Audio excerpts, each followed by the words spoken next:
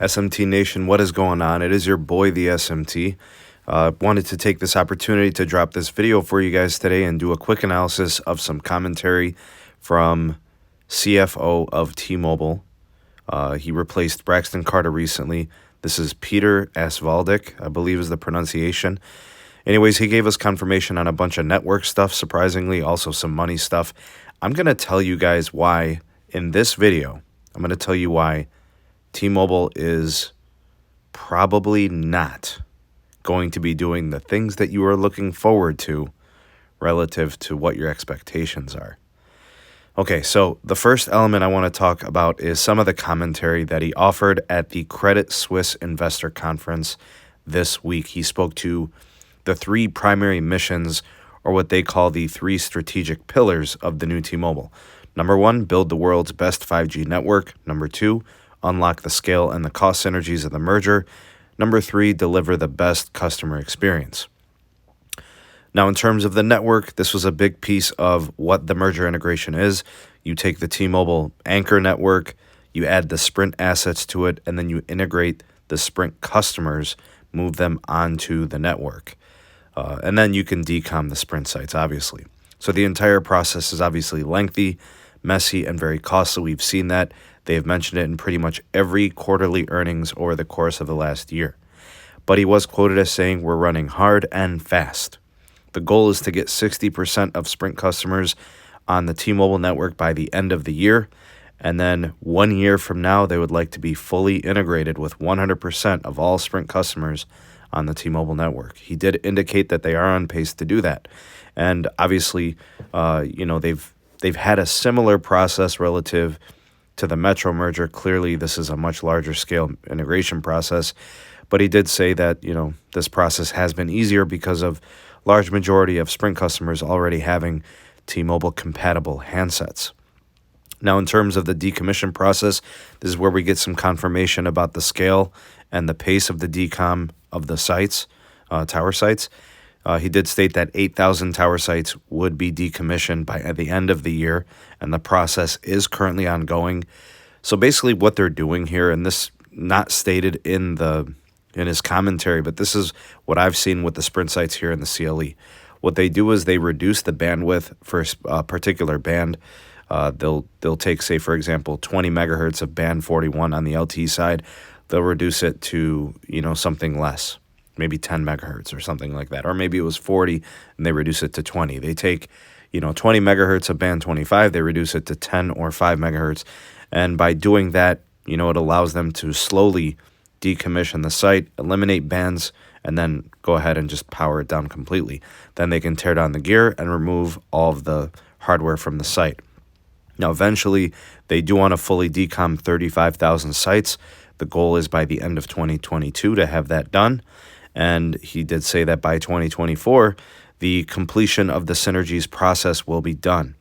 And at that time, they will have 80,000 to 85,000 macro sites, the large tower sites, and then they'll have an operational 50,000 small cells. He spoke to the growth sectors. He spoke to rural America and, home internet and mobility. He says that AT&T and Verizon and Comcast are worried and they don't have those growth sectors available to them, which I completely disagree. And then he went on and was quoted as saying, Verizon will have an inferior 5G network when discussing the 5G networking of MVNOs like Xfinity Mobile and others. And had to LOL to that. Anyways, the SMT takeaways here, and this is why I kind of prefaced the beginning of the video by saying they're not really telling you what you want to hear, because here's what all of this tells me. They are obviously reducing the network because of redundancy. All of that is cost cutting, right? They're trying to reduce operational cost. They're going to they've disclosed this. The guidance is they're going to reduce CapEx in a couple of years to $9 billion annually.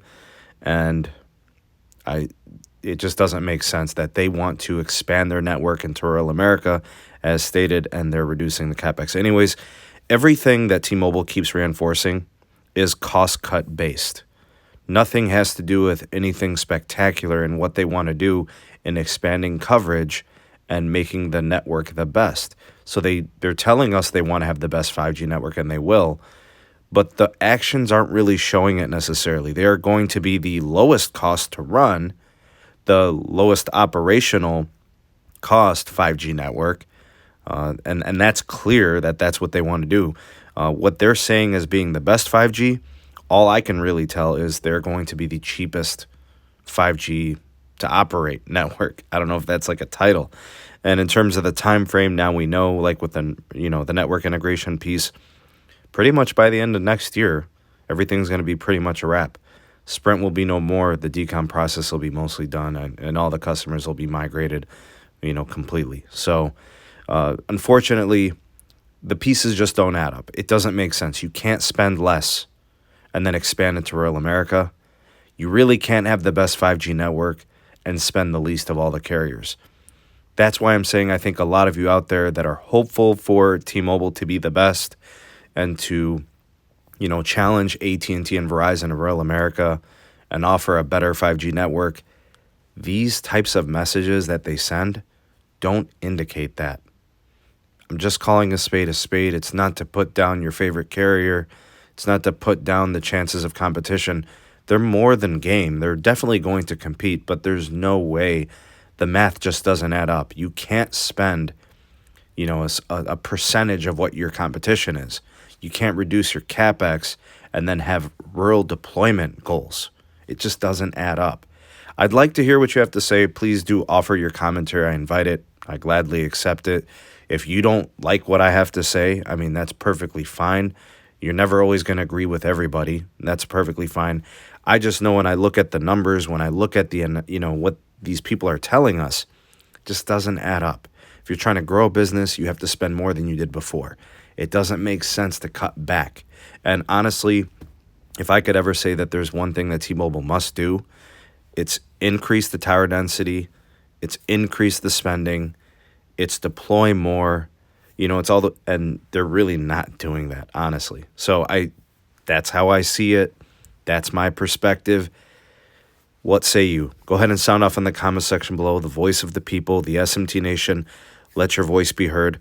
Let's go ahead and hashtag T-Mobile 5G. If you're a real one and you watch this all the way through, hashtag T-Mobile 5G. Thanks for watching. We'll catch you on the next video. Peace. Thank you for taking this opportunity to watch the SMT YouTube channel. If you appreciated this video, give it a like and a share to all your favorite social media platforms. Thank you in advance for that. Also, check out some of the links in the description box. We have the SMT Patreon page. We also have the Twitter handle @SneedTech. And do check out the audio-only podcast available on all the major podcast platforms. And if you are new, have not subscribed, go ahead and hit that subscribe button and activate the bell notification icon so you never miss an upload from the SMT. We'll catch you on the next video. Peace.